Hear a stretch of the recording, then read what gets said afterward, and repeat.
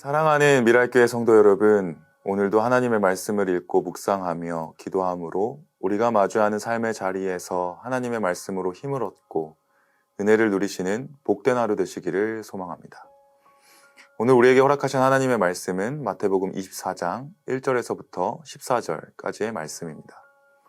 다 같이 살아계신 하나님의 말씀을 읽겠습니다. 예수께서 성전에서 나와서 걸어가시는데 제자들이 다가와서 성전 건물을 그에게 가리켜 보였다. 예수께서 그들에게 말씀하셨다. 너희는 이 모든 것을 보고 있지 않느냐? 내가 진정으로 너희에게 말한다. 여기에 돌 하나도 돌 위에 남아있지 않고 다 무너질 것이다. 예수께서 올리브 산에 앉아 계실 때에 제자들이 따로 그에게 다가와서 말하였다. 이런 일들이 언제 일어나겠습니까? 선생님께서 다시 오시는 때와 세상 끝날에는 어떤 징조가 있겠습니까? 우리에게 말씀해 주십시오. 예수께서 그들에게 말씀하셨다. 누구에게도 속지 않도록 조심하여라. 많은 사람이 내 이름으로 와서 말하기를 내가 그리스도이다 하면서 많은 사람을 속일 것이다. 또 너희는 여기저기서 전쟁이 일어난 소식과 전쟁이 일어나리라는 소문을 들을 것이다. 그러나 너희는 당황하지 않도록 주의하여라. 이런 일이 반드시 일어나야 한다. 그러나 아직 끝은 아니다. 민족이 민족을 거슬러 일어나고 나라가 나라를 거슬러 일어날 것이며 여기저기서 기근과 지진이 있을 것이다. 그러나 이런 모든 일은 진통의 시작이다. 그때 사람들이 너희를 환난에 넘겨줄 것이며 너희를 죽일 것이다. 또 너희는 내 이름 때문에 모든 민족에게 미움을 받을 것이다. 또 많은 사람이 걸려서 넘어질 것이요 서로 넘겨주고 서로 미워할 것이다. 또 거짓 예언자들이 많이 일어나서 많은 사람을 홀릴 것이다. 그리고 불법이 성하여 많은 사람의 사랑이 식을 것이다. 그러나 끝까지 견디는 사람은 구원을 얻을 것이다.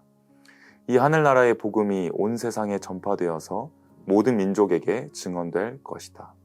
그때에야 끝이 올 것이다. 아멘. 오늘 주신 본문 말씀은 예루살렘 성전의 파괴와 종말을 기다리는 그리스도인의 자세가 무엇인지를 말씀해 주고 있는 본문입니다. 대부분의 사람들은 이 본문을 대할 때 자연, 재해나 전쟁, 기근이 세상 이곳 저곳에서 생겨나는 것을 보고 종말의 때가 가까이 왔다고 얘기들을 합니다. 마치 그와 같은 현상들이 종말의 징조라고 생각하는 것이죠.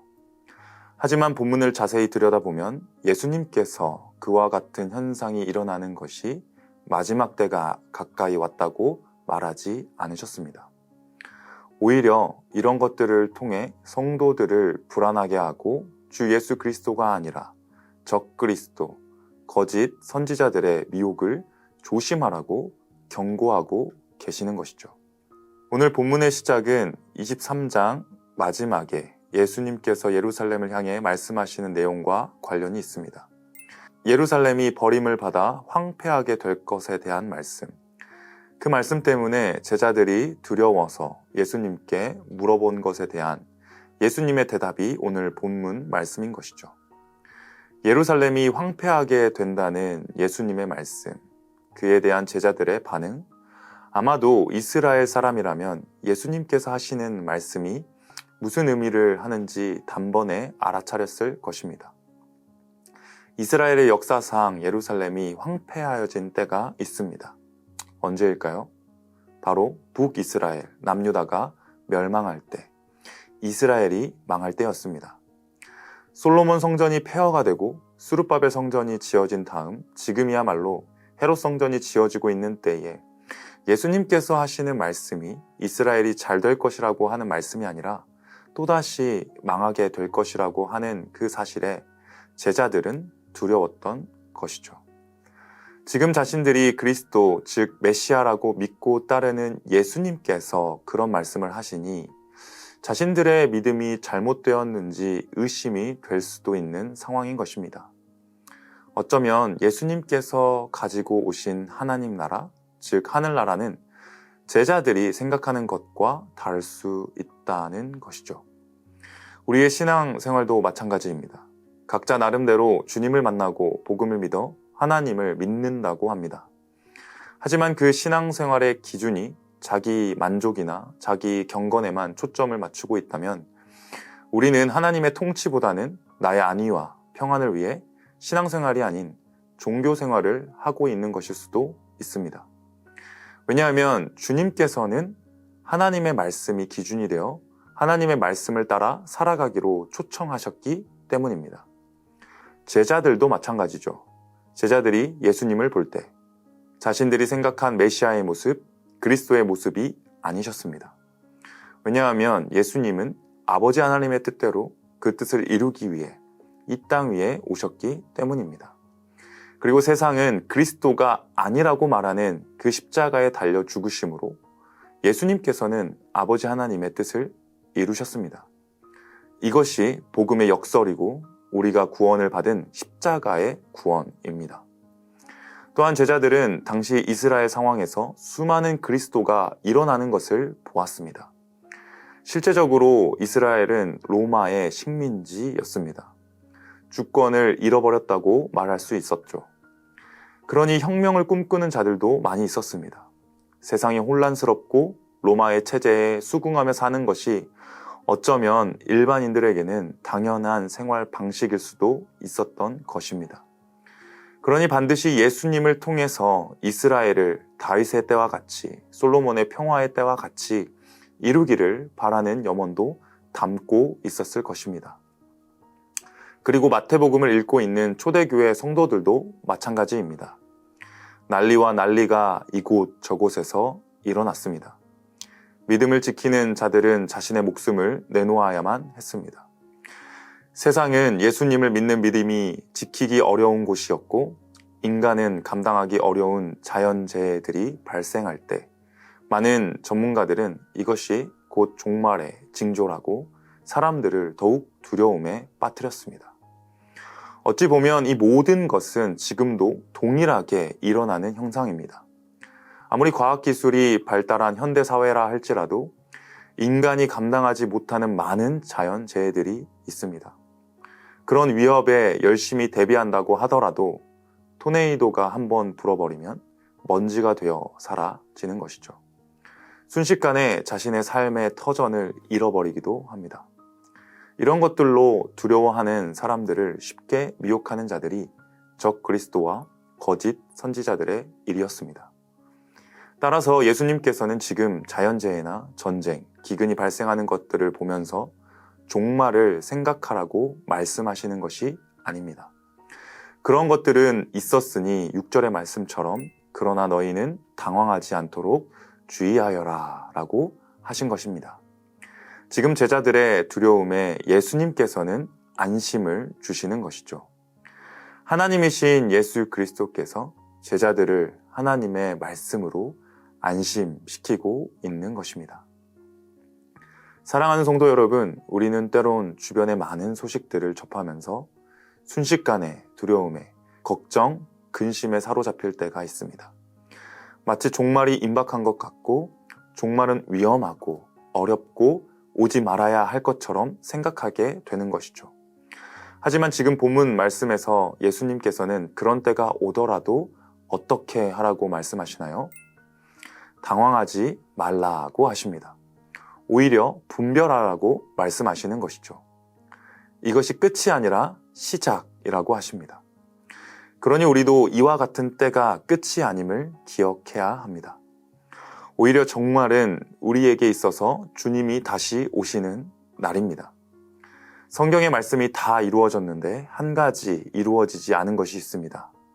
바로 예수님이 다시 오시는 것입니다. 따라서 예수님께서는 종말을 두려운 것으로 생각하지 말고 그때가 시작되면 분별하고 주님이 다시 오시기 전까지 예수님을 따르는 제자들이 해야 할 것이 무엇인지를 분명하게 말씀해주고 계시는 것입니다. 첫 번째는 당황하지 마라. 두 번째는 분별하라. 그리고 마지막은 복음 전파에 힘쓰라는 것입니다. 사랑하는 성도 여러분, 세상의 끝을 막연한 두려움으로 대하지 않기를 바랍니다.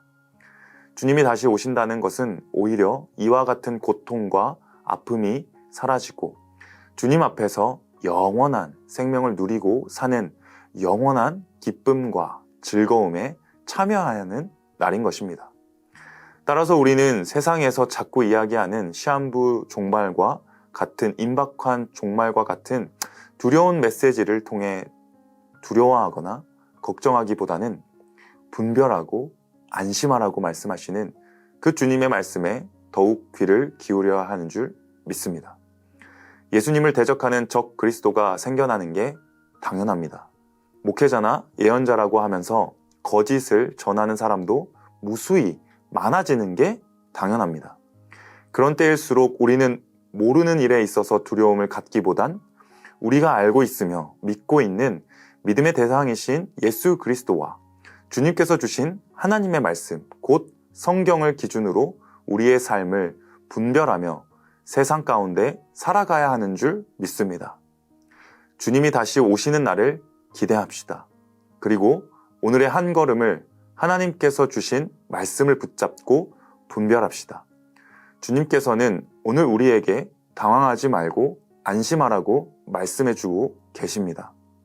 수많은 일들과 복잡한 삶의 자리에서 주님의 따스한 음성에 더욱 귀를 기울이며 말씀으로 분별하며 나아가시는 복된 하루 되시기를 소망합니다. 오늘도 이와 같은 은혜 아래 살아가시는 그 복된 하루 되시기를 축복합니다. 함께 기도하겠습니다.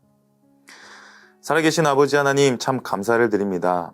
세상이 전쟁과 여러 가지 것들로 인해 아버지 하나님, 우리의 삶이 걱정과 근심이 많이 찾아오게 됩니다.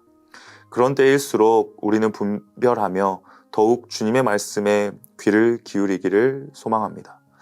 하나님, 우리의 두려움과 막연한 걱정보다 주님께서 당황하지 말고 분별하라고 하시는 그 말씀을 따라 이 세상 가운데서 하나님의 자녀, 주님의 제자로 살아가기를 소망하오니 오늘의 한 걸음을 주님께서 인도하여 주시고 늘 동행하여 주시며 보호하여 주시옵소서. 세상을 바라보며 흔들리는 우리의 마음을 주님의 든든한 말씀으로 붙잡아 주시고 늘 주님의 사랑을 기억하고 누림으로 아버지 하나님 허락하여 주신 그 하루를 주님 감사함으로 살아가기를 소망합니다. 주님 늘 함께하여 주시고 은혜를 더하여 주시옵소서. 감사를 드려오며 살아계신 예수님의 이름으로 기도드립니다. 아멘.